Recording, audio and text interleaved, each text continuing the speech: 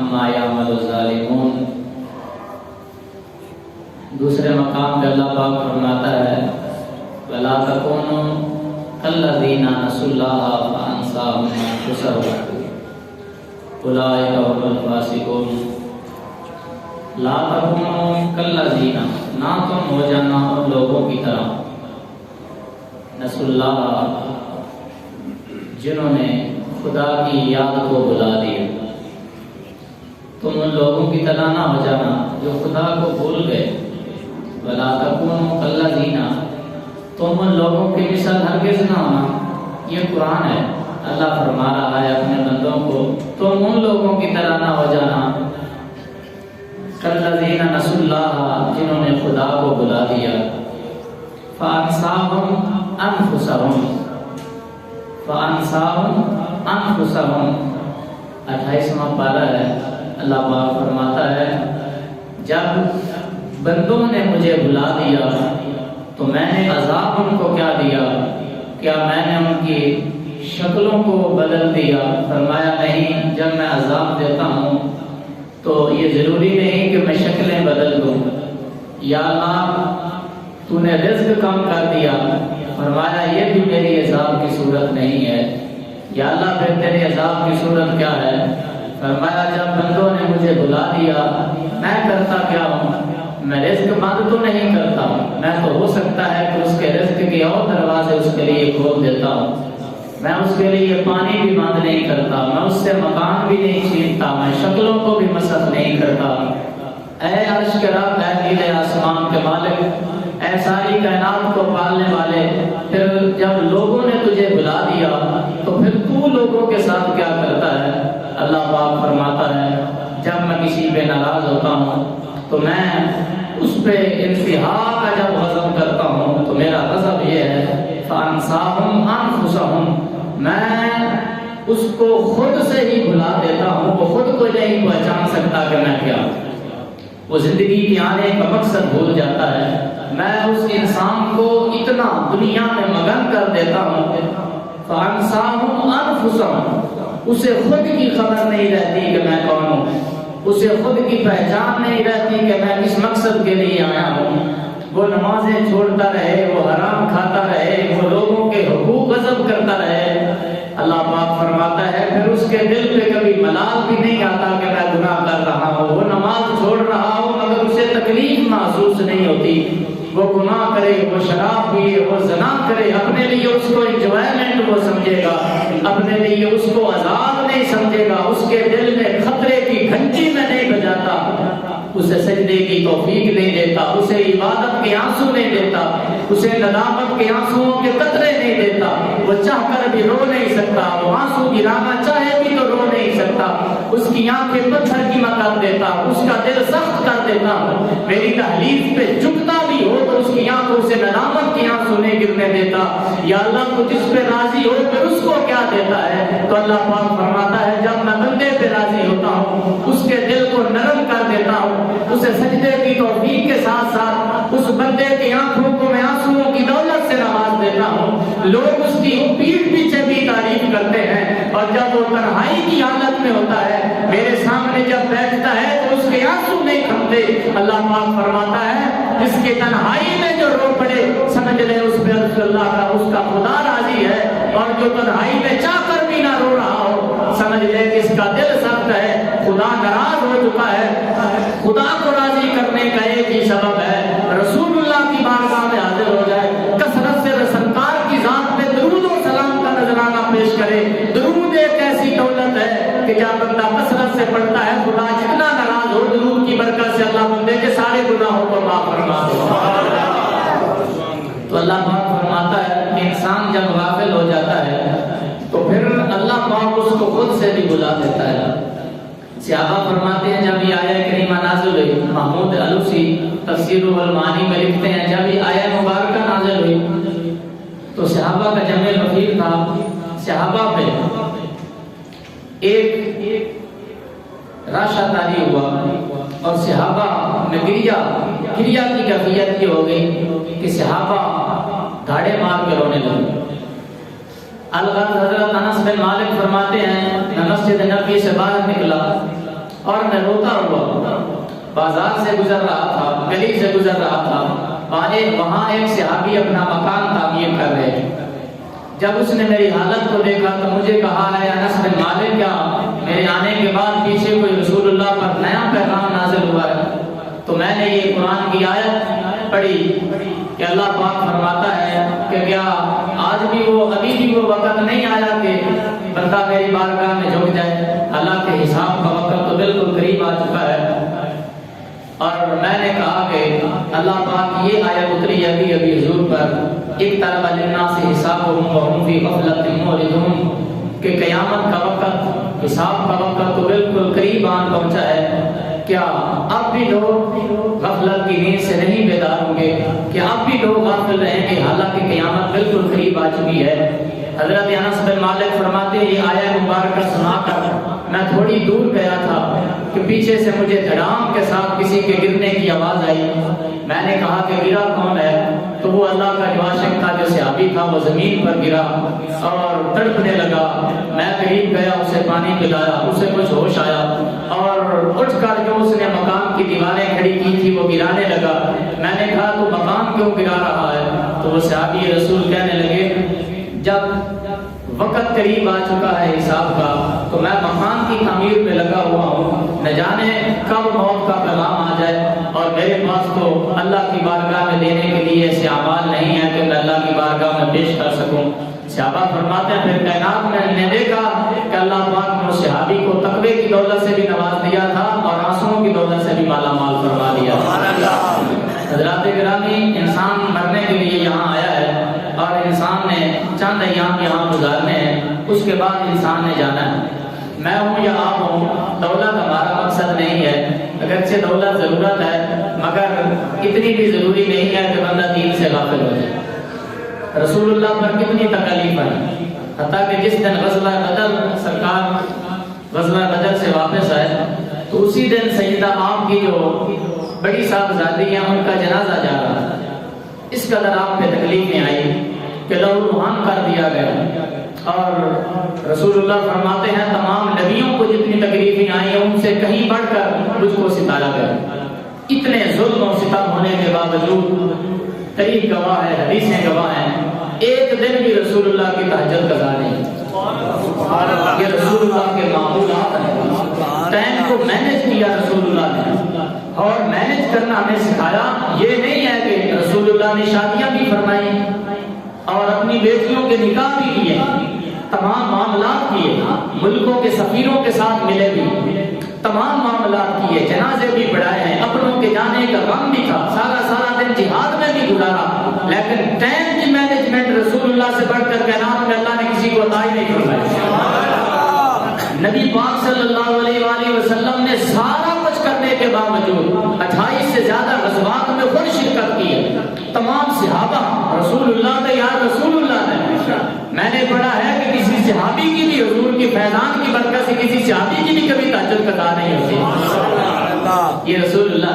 لیکن صحابہ کا تقویٰ یہ تھا، سرکار جب چلے گئے دنیا سے پردہ فرما گئے۔ سلمان فارسی آپ جانتے ہیں بڑے عاشق تھے رسول پاک، اور تقریباً لکھا گیا ہے کتابوں میں تمام صحابہ میں سب سے زیادہ جس صحابی کی عمر ہے وہ حضرت سلمان فارسی۔ کسی نے تو 250 سال بھی لکھا ہے کہ آپ کی عمر مبارک، اور کسی نے 350 سال لکھا ہے کہ حضرت سلمان فارسی کی عمر۔ بہرحال جتنے بھی لوگ دکھتے دکھاتے ہی آئے تھے، اور انہیں کسی پادری نے کہا تھا اگر تمہیں اللہ کا آخری پیغمبر مل جائے تو ان کی چند نشانیاں ہیں، وہ ہدیہ قبول کر لیتے ہیں، صدقہ نہیں کھاتے، اور ان کی یہاں پر پشت مبارک پر مہر نبوت لگی ہوئی ہے۔ اگر کوئی ایسا تمہیں اللہ کا پیارا مل جائے اور اللہ کا ایسا کوئی تمہیں نیک نبی مل جائے تو یقیناً وہ اللہ کا آخری پیغمبر ہوگا، ان کے دامن کرم سے لپٹ جانا۔ یہ وہی نبی ہے جن کے لیے حضرت عیسیٰ کہہ کے گئے ہیں اگر ان کے ایک مرتبہ مجھے جوڑے سیدھے کرنے کا موقع مل جائے تو حضرت عیسیٰ کی تو معراج ہو جائے۔ حضرت سلیمان، حضرت سلمان فارسی فرماتے ہیں کہ میں چلتا چلاتا اور بکتا بکاتا یہودیوں نے مجھے پکڑا اور مجھے بیچا۔ بہرحال فرماتے ہیں خدمت کرتا کراتا میں شہر مکہ میں پہنچا، شہر مکہ سے ہوتا ہوا شہر مدینہ پہنچا۔ آپ ارشاد فرماتے ہیں جب میں شہر مدینہ پہنچا تو میں نے ندا سنی کہ شہر مدینہ میں اللہ کا آخری پیغمبر تشریف لے آئے. میں کھجور پر چڑھا ہوا تھا, میں نے وہاں سے چھلانگ لگائی کہ جن کے لیے میں بکا ہوں اور جن کے لیے لوگوں کی غلامیاں کی ہیں, آج وہ اللہ کا آخری پیغمبر آ گیا ہے. آپ فرماتے ہیں میں نے اجازت لے کر حضور کی بارگاہ میں حاضر ہوا. میں نے کہا کہ یہ چند کھجوریں ہیں, میں آپ کی بارگاہ میں صدقہ پیش کرنا چاہتا ہوں. آپ ارشاد فرمانے لگے تمہیں پتہ بھی ہے کہ ہم صدقہ نہیں کھاتے, تمہیں تو پتہ ہے کہ ہم صدقہ نہیں کھاتے. فرماتے ہیں پھر دوسرے دن میں گیا اور کھجوریں پیش کیا کہ حضور یہ میری طرف سے آپ کے لیے ہدیہ ہے. فرمایا ہاں اللہ کا پیغمبر ہدیہ تو قبول کر ہی لیتے ہیں, آپ نے وہ قبول فرما لیا. آپ کے 2 نشانیاں تو پوری ہو گئی, ایک نشانی رہ گئی. تیسرے دن آیا, دل میں کھٹکا تھا کن الفاظ کے ساتھ اپنی مراد کو ظاہر کروں اور یہ کہوں کہ اپنا جو ہے وہ جبہ مبارک اٹھائیں تاکہ میں مہر نبوت کی زیارت کر سکوں. میرے دل میں ایک طوفان تھا, کون سے ایسے الفاظ لاؤں کہ ان کو راضی کروں کہ صحابہ کے سامنے یہ تو وقت کے شہنشاہ ہیں, تو میں ان کو کیسے کہوں کہ اپنا جبہ مبارک اتاریے. ابھی یہ سوچ رہے تھے پر بارگاہ کس بارگاہ میں بیٹھے ہوئے تھے. سرکار فرمانے لگے سلمان پریشان ہونے کی ضرورت نہیں ہے, میرے پیچھے آ کر جو ایک رہ گئی ہے نا دل میں خلش کہ مہر نبوت ہے یا نہیں, فرمایا آپ پیچھے دیکھ محمد کی کمر مبارک پر رب نے خاتم النبی کی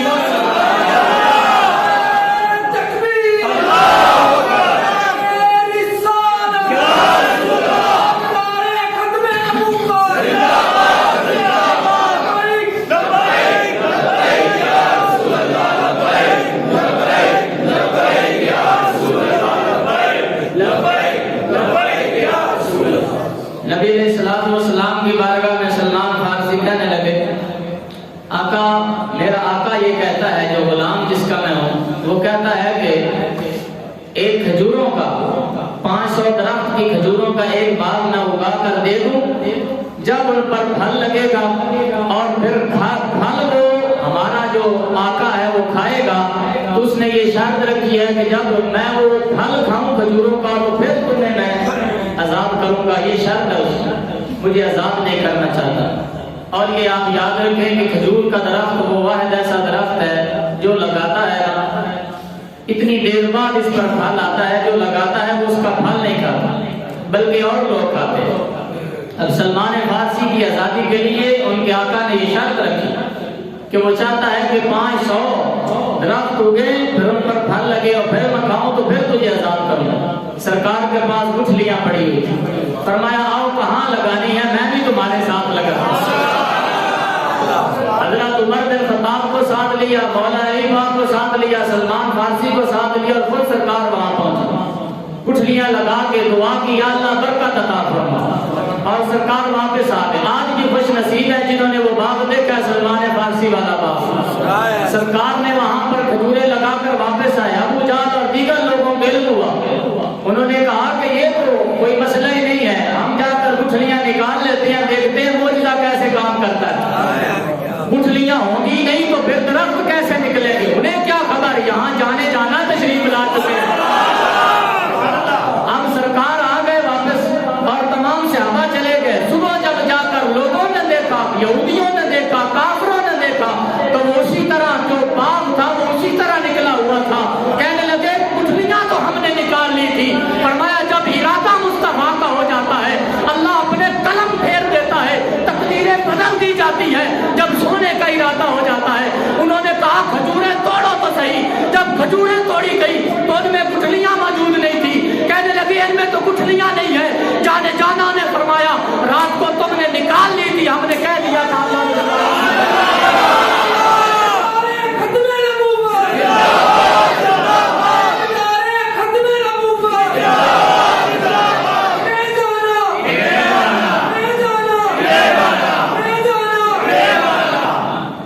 آج بھی آپ کو کچھ کھجوریں ملے گی جن میں گٹھلیاں نہیں ہوتی. سبحان اللہ, کیا بات. اور چاہیے سی کہ اسے باغ میں کھجوروں ہونیاں پھر ختم ہو جاتی, اگلے سال گٹھلیاں نہیں نکلتی.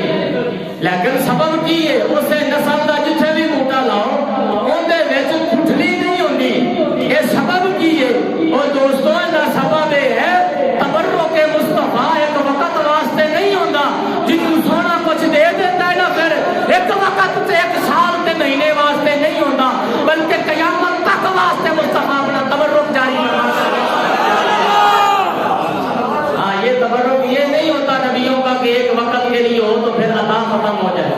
جب کسی کو عطا کرتے ہیں تو قیامت تک عطائیں رہتی ہیں، قیامت تک فیضان رہتا ہے۔ یہی سلمان فارسی فرماتے ہیں آخری وقت تھا، بیمار ہو گئے، پریشانی کے عالم میں، حضرت سعد بن ابی وقاص فرماتے ہیں میں تیمارداری کے لیے گیا اور میں نے جا کر کہا ہے سلمان فارسی روتے کیوں؟ تو حضرت سلمان فارسی کہنے لگے میں رو اس لیے رہا ہوں کہ میں رسول اللہ سے کیے ہوئے وعدے پورے نہیں کر سکے۔ تو حضرت سعد بن ابی وقاص نے کہا آپ سے بڑا تو ہمیں کوئی متقی نظر نہیں آتا، آپ تقوی کا پہاڑ ہے صحابہ میں، آپ سے اور آپ وہ ہستی ہیں جن کے بارے میں رسول پاک نے ارشاد فرمایا تھا۔ انصاری صحابہ کہنے لگے کہ سلمان ہم میں سے، کیونکہ باہر سے تشریف لائے تھے، فارس تھے، اور مہاجر صحابہ کہنے لگے ہم میں سے ہیں، انصاری کہنے لگے ہم میں سے۔ نبی پاک صلی اللہ علیہ وآلہ وسلم نے فرمایا سلمان و منی، سلمان کے ساڑھے بچے، فرمایا سلمان ساڑھا ہے، اور یہ وہ سلمان فارسی ہیں جنہیں رسول پاک نے اپنی آل میں شامل فرما لیا۔ فرمایا سلمان تو ہماری آل میں سے ہے۔ یہ سرکار کا کرم، رو رہے تھے، کہا کہ میں رسول پاک سے کیے ہوئے وعدے پورے نہیں کر سکتے۔ سعد بن ابی وقاص کہنے لگے کون سے آپ نے وعدے کیے پھر پورے نہیں کیے؟ آپ سے بڑا وفادار کون ہے صحابہ میں؟ بزرگ صحابہ ہیں آپ، تو آپ سے بڑا تو وفادار کوئی نہیں جنہوں نے دین کے ساتھ وفاداری کی کہ ساری زندگی اسلام پہ آپ نے قربان کر دی۔ تو حضرت سلمان فارسی نے کہا نبی علیہ السلام سے میں نے وعدہ کیا تھا کہ میں دولت کو جمع نہیں کروں، لیکن میں نے بڑی دولت جمع کر لی۔ صاحب بن ابی وقاص نے کہا کہ اس ٹوٹے پھوٹے گھر میں کہاں دولت آپ نے چھپا کے رکھی ہے؟ کہا اندر جا کر دیکھو میں نے تو بڑی دنیا جمع کر لی ہے، اس کا حساب میں کیسے اپنے اللہ کی بارگاہ میں دوں گا۔ جب حضرت صاحب بن ابی وقاص اندر گئے تو ایک پھٹی پرانی چٹائی پڑی تھی، 2 تکیے تھے اور 2 پیالے پڑے ہوئے تھے اور 5 دینار پڑے تھے۔ کہا کہ یہ دولت ہے تمہاری؟ کہا یہی دولت ہے۔ پھر رونے لگے، کہا کہ ساتھ تو یہ کہے گا کہ یہ تو کوئی دولت نہیں، ضرورت کی چیزیں ہیں، لیکن یاد رکھ ایک تکیے سے بھی تو میرا گزارا ہو سکتا تھا اور ایک پیالے سے بھی تو میرا گزر ہو سکتا تھا، لیکن میں نے 2 پیالے رکھے اور 2 میں نے تکیے رکھے۔ یہ ہے تقوی کا معیار صحابہ۔ جب ان کو خوشی آنے لگی رو رو کر کہ میں اپنے اللہ کی بارگاہ میں ان چیزوں کا حساب کیسے دوں گا، تب حضرت سعد بن ابی وقاص نے فرمایا میں نے ایک حدیث سنی تھی جانے جانا سے، نبی علیہ السلام نے فرمایا تھا کہ ہر بندہ جنت کا مشتاق ہے، ہر بندہ تڑپتا ہے جنت کو، ہر انسان جنت کا مشتاق ہے، مگر سرکار نے فرمایا تھا 3 بندے ایسے ہیں جن کی جنت مشتاق ہے، جن کی جنت بھی طلب کرتی ہے۔ فرمایا ایک حضرت مقداد بن اسود ہے اور دوسرے حضرت سلمان فارسی ہے اور تیسرے مولا علی ہے۔ فرمایا جنت بھی ان کی مشتاق ہے، کہتی ہے کہ یا اللہ کا بھی ہستیاں مجھ میں تشریف لائے۔ فرمایا ساری دنیا جنت کی مشتاق ہے اور جنت ان 3 ہستیوں کی مشتاق ہے۔ اب حضرت سلمان فارسی مسکرائے اور کہا کہ لاکھوں درود و سلام ہو آقا آپ کی ذات پر کہ جو چلے گئے ہیں مگر ہمارے لیے دلوں کی راحتوں کا سامان کر کے تشریف لے گئے۔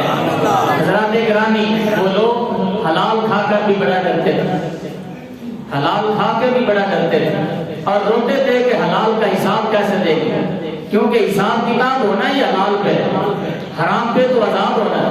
آج لوگ حرام کھا کر بھی بڑے خوش ہوتے ہیں اور لوگ جو ہے وہ اگرچہ ملک پاکستان مقبول کیوں نہ ہو مگر قوم کے پاس اتنا پیسہ ہے اور عوام کے پاس اور حکومت کے پاس کہ جناب عالی سرکاری سطح پر نیو ایئر نائٹ کا اہتمام کیا جاتا ہے اور آدھا گھنٹہ یا 15 منٹ مسلسل فیرنگ ہونی چاہیے، خوشی کا اظہار ہونا چاہیے کہ جو ہے وہ نیا جو ہے وہ ہمیں سال نصیب ہو رہا، کس چیز کی ہمیں خوشی ہے؟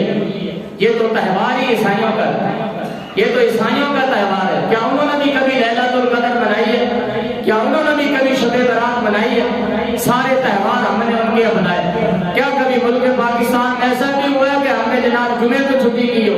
نہیں، اتوار تو عیسائیوں کی عبادت کا دن ہے اور انہوں نے یہ خاص کیا ہوا تھا اپنی عبادت کے لیے، وہ چھٹی کرتے ہیں تو ان کی ساری تہذیب ہم نے اپنائی ہے۔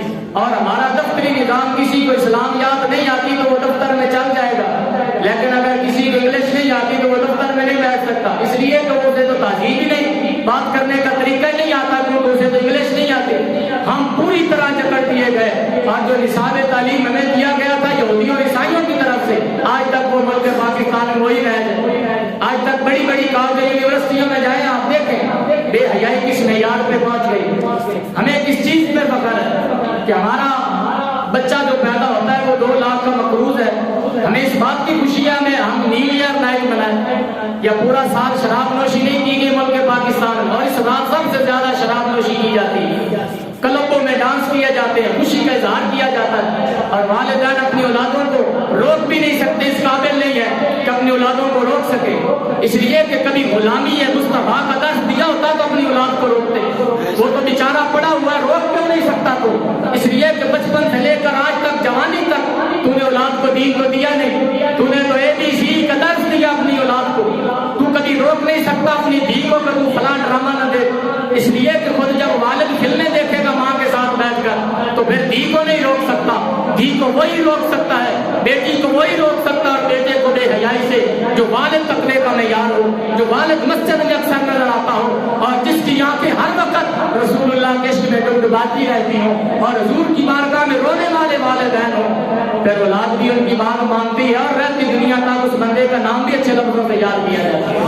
کہیے نا گاج کے سبحان اللہ، گاج کے کہیے ذرا سبحان اللہ۔ آج ہم بے حیائی کو سمجھتے ہیں کہ نہیں ہونا چاہیے، ابھی ہر ملک کرتا ہے تو سانو بھی ٹھیک ہے کرنا چاہیے، ٹھیک ہے سارے تو کہنا کوئی قرضہ ہے، ہاں کوئی قرضہ ہی نہیں ہے ملک پاکستان سے، اتنا جناب ساڑھے کو ہے کہ ایک گورنر کو جناب دا تے 20 نوکر نے، اور صرف 4 5 کوک رکھے نے ایک گورنر ہے، اور 10 12 گڑیاں ایک گورنر کو، اسپیشل گورنر ہاؤس، اس واسطے کہ اس ملک کے گورنر نے جس ملک کے کو بڑے خزانے وافر نکلارے تھے، جن کی عوام بڑی خوشحال ہے، پر یاد رکھو جناب ریاست مدینہ بنائی حضرت عمر بن خطاب جب کسی کو گورنر بناتے تھے فرماتے تھے خبردار تیرے دروازے پر کوئی چوکیدار نہیں ہونا چاہیے، خبردار ساری رات تمہارا دروازہ بند نہیں ہونا چاہیے، تو گورنر نہیں ہے تو رسول اللہ کی امت کا خادم ہے، نوکر ہے، اگر نوکری کر سکتا ہے تو ٹھیک ہے گورنری کا عہدہ قبول کر، اگر نوکری نہیں ہوتی تو چھوڑ دے اور بڑے نوکری کرنے کے لیے تیار ہے، جب تم نوکر ہو تو پھر نوکر بن کے رہو۔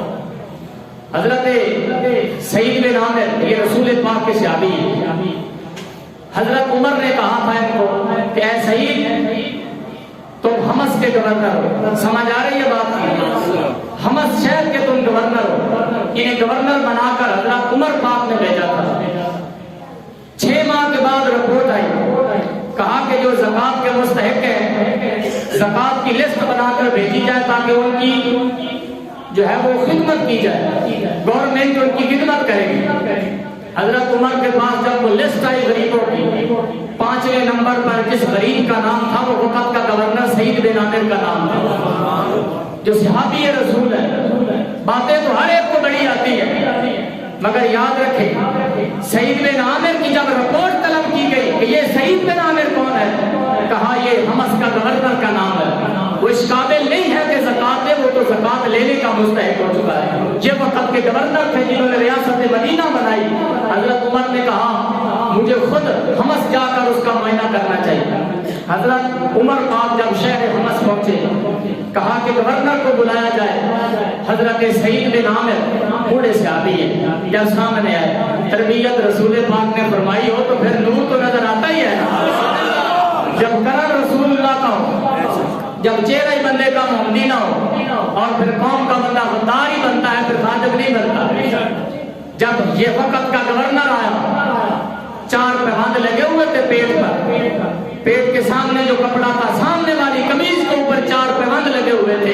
یہ رسول پاک کا عاشق جب آیا آپ نے فرمایا لوگوں سے سعید بن عامر سے تمہیں کوئی شکایتیں ہیں؟ کہا لوگوں نے 4 شکایتیں ہیں سعید بن عامر سے، 4 شکایتیں ہیں جو ہر وقت ہمیں خطرہ رہتا ہے، یہ گورنر ہی ٹھیک نہیں کر رہے، اور ذرا شکایتیں سننا۔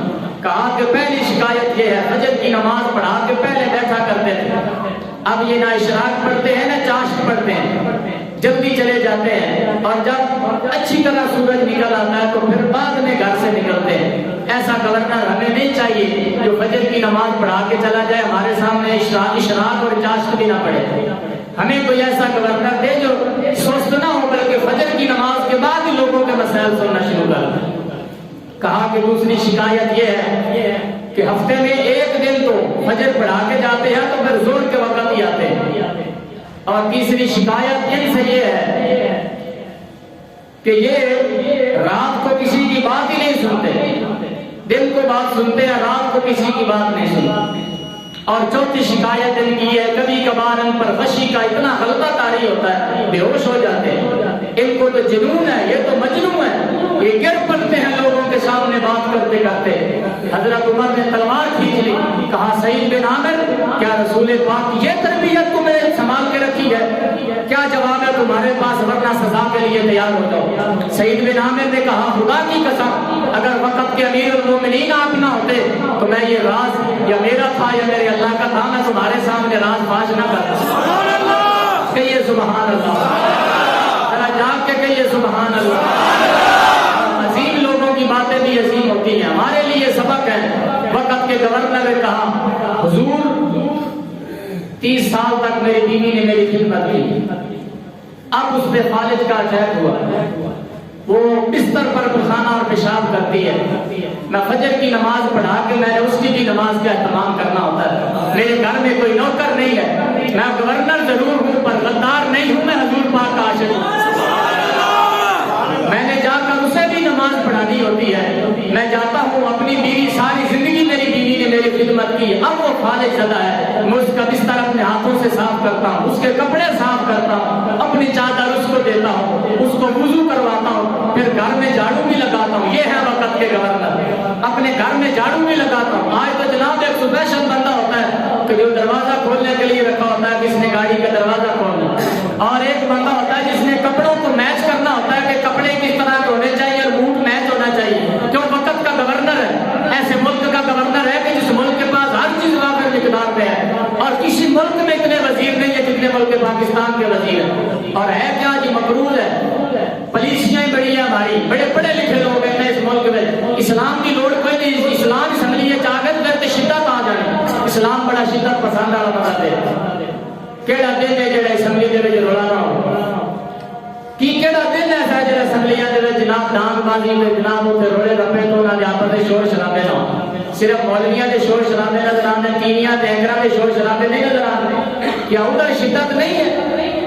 حضرت سعید بن عامر نے کہا امیر المومنین میں اپنی بیوی کے لیے کھانا تیار اپنے ہاتھوں سے کرتا رہتا ہوں، اس لیے دیر ہو جاتی ہے، آنے میں ذرا دیر ہوتی ہے، میں اشراق بھی اپنے گھر میں پڑھ لیتا ہوں، چاش بھی اپنے گھر میں پڑھ لیتا ہوں۔ کہا کہ یہ تمہارا عذر تو معقول ہے۔ جب یہ بات سنی نا صحابہ کہتے ہیں خدا کی قسم حضرت عمر کی آنکھوں میں آنسو آ گئے کہ اتنا اللہ کا عاشق بندہ۔ کہا کہ یہ شکایت بھی آئی ہے کہ ہفتے میں تمہیں ایک وقت تو آتا ہے کہ زور کے وقت باہر نکلتے ہو۔ کہا حضور سال میں صرف ایک جوڑا ملتا ہے حکومت کی طرف سے، ایک جوڑا ہے میرے پاس، ہفتے بعد اس کو دھوتا ہوں اور اپنی بیوی کی چادر لے کر ایک کونے میں بیٹھ جاتا ہوں، اور جب میری بیوی جو ہے وہ بیٹھتی ہے اور اسے وہ چادر دیتا ہوں اس وقت تک زور تک جو ہے وہ ایک جوڑا خشک ہوتا ہے، تو پھر میں پہن کر واپس آتا ہوں، اپنے گھر آتا ہوں، ایک جوڑا ہے میرے پاس، اس لیے ہفتے بعد دھونا ہوتا ہے، ذرا دیر ہو جاتی ہے۔ یہ ہے وقت کے جناب گورنر، اور جنہوں نے رسول پاک سے تربیت حاصل کی اور کہا کہ تمہیں ہفتے میں اور رات میں تو تم کبھی نکلتے ہی نہیں ہو، دن کو تو بات سنتے ہو، رات کو کیا کرتے ہو؟ کہا حضور دیکھ رہے ہو میری داڑھی ساری سفید ہو گئی، اب ڈر لگتا ہے کب وقت آ جائے اسرائیل آ جائے، ڈر لگتا ہے، پہلے بات سن لیتا تھا، اب میں نے دن خالق کے لیے، دن مخلوق کے لیے رکھا ہوا ہے، رات میں نے اپنے خالق کے لیے سب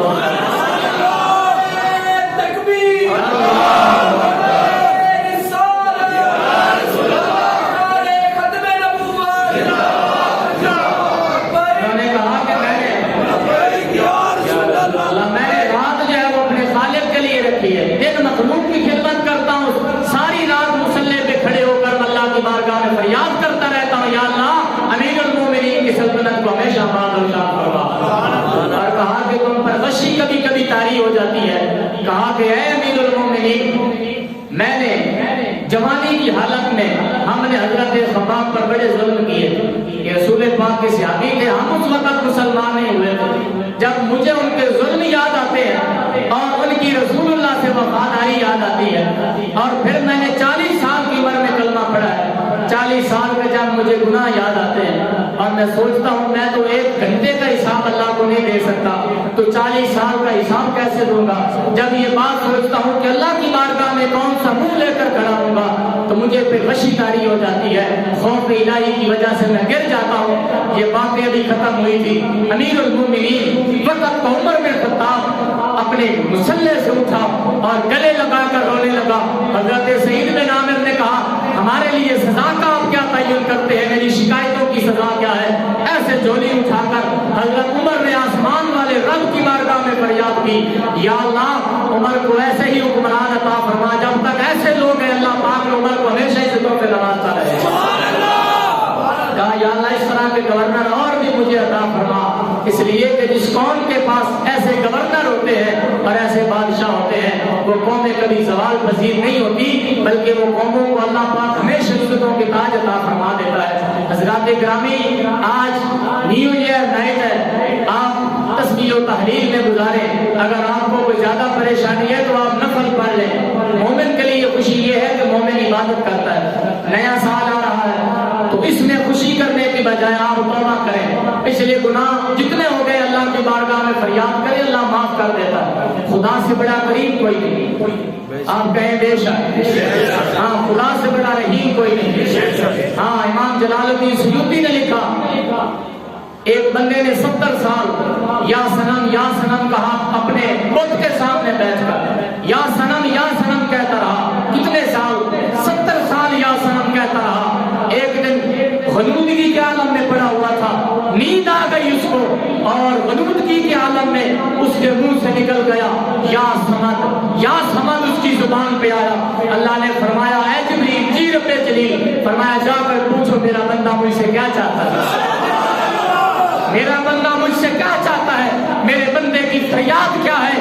جب جبریل آئے کہا کہ خدا کہتا ہے کیا مانگتے ہو؟ کہا کہ تم کون ہو؟ کہا میں اللہ کا بھیجا ہوا فرشتہ ہوں۔ اس نے کہا کہ اس رب نے بھیجا ہے جو آسمانوں کا رب ہے؟ کہا ہاں اسی رب نے بھیجا ہے۔ کہا پھر مجھے کلمہ پڑھا دیجئے، اس لیے کہ 70 سال بت کے سامنے بیٹھا، اس نے جواب نہیں دیا۔ وہ اتنا قریب ہے، ایک مرتبہ یا سمجھ کہا ہے تو مجھے اس کا جواب عطا کرنا۔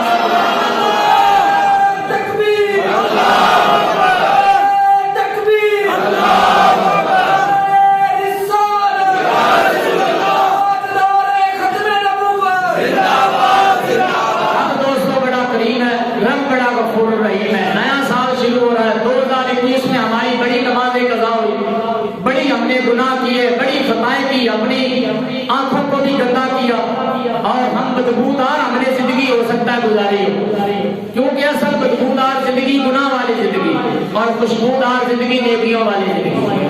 خوشبو لگا لے کوئی بندہ ظاہر خوش تو ہوگا، ظاہر سے خوشبو آئے گی، مگر حقیقت میں خوشبودار اس بندے کی زندگی ہے جو رات کو روتا ہے، جو 5 وقت کا نمازی ہے، سچ بولتا ہے، کسی کا حق نہیں کھاتا۔ بڑی خوشبودار زندگی ہے اس بندے کی، اور بڑی بدبودار زندگی ہے جو بے نمازی ہے، جو جھوٹ بولتا ہے اور اپنی آنکھوں کو گندا کرتا ہے اور اپنے کانوں کو گانے سن کر گندا کرتا ہے، وہ بدبودار زندگی ہے اور وہ غلیظ زندگی ہے۔ حسین زندگی یہ ہے کہ جو رسول اللہ کے صبح کے محسنہ کے مطابق گزاری جائے، وہ بڑی بدبودار زندگی ہے، وہ بڑی پیاری زندگی ہے۔ آج بھی ان گناہوں سے ہم توبہ کریں، کہتا ہے انشاءاللہ العزیز 2022 میں ہماری کوئی نماز قضا نہیں ہوگی، کہیے انشاءاللہ العزیز۔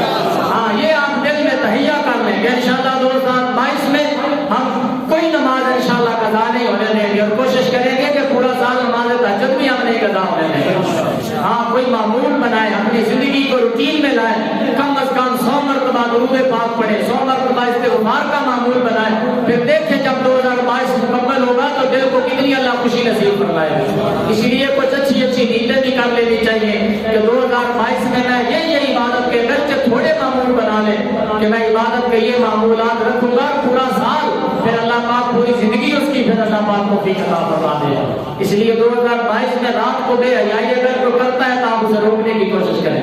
اگر آپ کا کوئی دوست ہے بے حیائی کرتا ہے، باہر نکلتا ہے، شرابیں پیتا ہے، آپ اس کو روکنے کا سبب بنیں، بے حیائی کو پھیلنے کی بجائے روکنے کی کوشش کریں۔ اور یاد رکھیں جس کی حرام کی کمائی ہوتی ہے پھر وہ اس طرح کے ایونٹ سے وہ اس کے جو ہے وہ حرام کی کمائی ضائع ہو جاتی ہے، اور جو حلال کی کمائی ہوتی ہے۔ پچھلے دنوں یہاں ایک صاحب ہے 1 لاکھ روپیہ مسجد کی خدمت کر کے گئے۔ اندازہ کر اس دور میں ایسے لوگ ہیں کہ وہ اللہ کے گھر کے ساتھ کتنا تعاون کرتے ہیں، اور دوست احباب وہ کہہ کے گئے کہ اگلے جمعے ہم اور 60,000 ہم اور اللہ کے گھر کی خدمت کریں گے، یعنی ہزاروں روپیہ لاکھوں روپیہ لوگ جو ہے ہیرے بھی پیدا کیے ہیں کہ جو اللہ کے گھر میں بھی اسی طرح کے لاکھوں روپے خرچ کرتے ہیں. اس لیے اللہ سے مانگنا چاہیے اللہ پاک اپنی بارگاہ میں ہمیں خرچ کرنے کی توفیق عطا فرمائے. اے اولاداں اے دھیاں اے پتر سارے کا دیکھ کر جنازہ پیا ہوتا ہے جھگڑے اور تکرار ہو رہے کہ اے کیدا ہے تے قرضہ کیویں دینا ہے تے ونڈنا کی ہے تے دیگاں کیڑیاں پکانی ہے تے اگے تے دفنان تو بعد بریانی پکانی ہے کہ بریانی کے دی پکانی. حالانکہ شریعت نہیں آندی کہ ابا مار جائے تو پھر بریانی کھواؤ نہ مانا. اے اسی بعد شروع کیتیاں یہ رسماں. اسلام دی اجازت نہیں دیندا کہ گھراں دے وچ میت پئی ہوے تے بریانی دا آرڈر دے دے کہ بریانی کھواؤ تے مہماناں نوں بریانی کھوانی. انہاں شریعت وچ کوئی کنسپٹ نہیں. اے یاد رکھنا اے کوئی جائز نہیں اور نہ ہی کھوانا جائز ہے. میت والے گھر وچ تو کھانا بالکل جائز نہیں. یاد رکھنا کہ بے شمار ایسی چیزیں جڑی ساڈے وچ رسماں شروع ہو گئی ہیں. اللہ پاک ہمیں بھی توفیق عطا فرمائے. روپیہ لانا ہے تے جائز کما کے لاؤ. مدارس تے خرچ کرو, مساجد تے خرچ کرو تاکہ مرن تو بعد میری کوٹھڑی دے وچ روپیہ تواڈے واسطے روشنی دا سبب بنے. دعا ہے رب العالمین کے در کی بارگاہ حلال پیسہ سانو حلال جگہ تے خرچ کرن دی توفیق عطا فرمائے.